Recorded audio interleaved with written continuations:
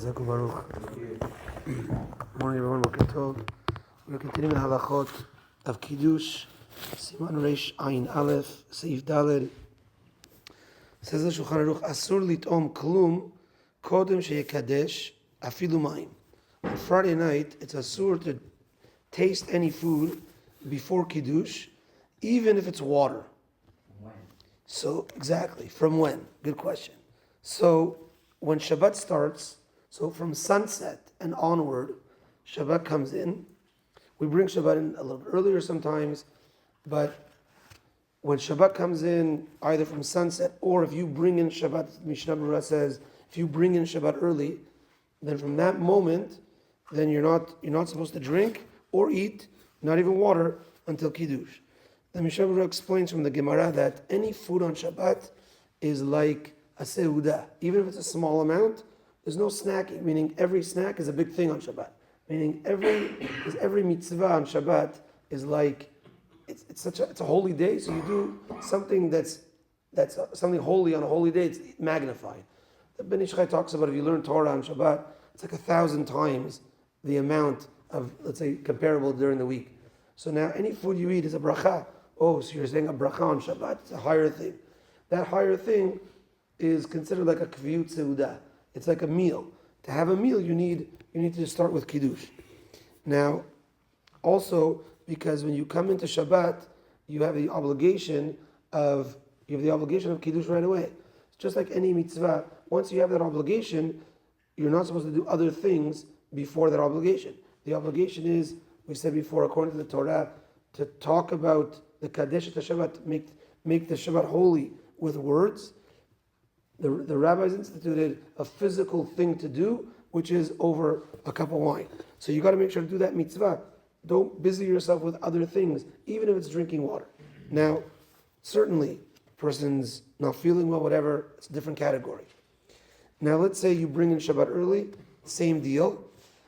If a lady's lighting candles, and she lit early, and she's accepting Shabbat.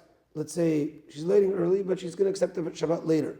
Because it could happen if you're going to light and then travel somewhere, even by car, you can make a condition.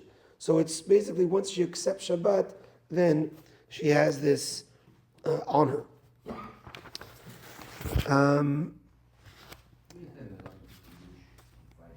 Sorry? So you could do Kiddush for your family, and you could do Kiddush for other people, let's say, they need someone to do Kiddush for them. As many as you need. If it's for new people, then if not heard Kiddush and can't do it on their own, you could do it for them. You reminded me of one point. Just a moment.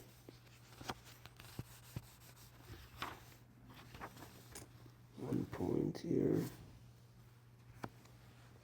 Okay, the last point here is an interesting case.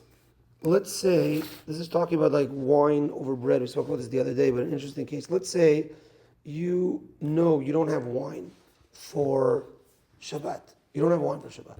You're not going to be able to get wine. You happen to be in a place, I'm thinking to myself, let's say a wine bar, where you're not allowed to take wine out. You could drink wine there. Say a kosher wine bar. Imaginary case, or whatever. So you're at this wine bar, and it's already after Plaga Mincha, meaning the earliest time that you could say Kiddush. You can't take wine with you to your home.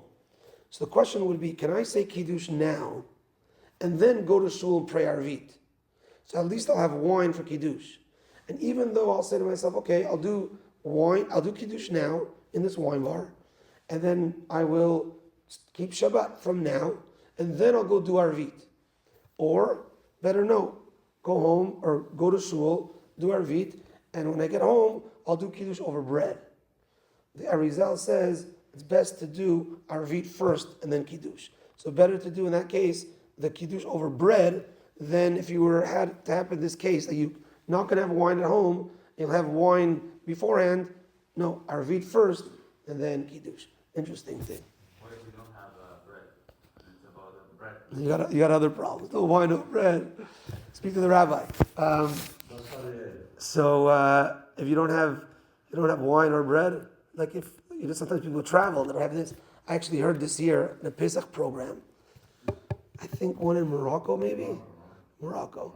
They didn't have matzah, didn't have wine. First night, something happened. Some people brought their own wine and was sharing with people to have the mitzvah. Some people brought their own matzah. They were sharing with people. It was a crazy thing. Anyways, so that would be such cases.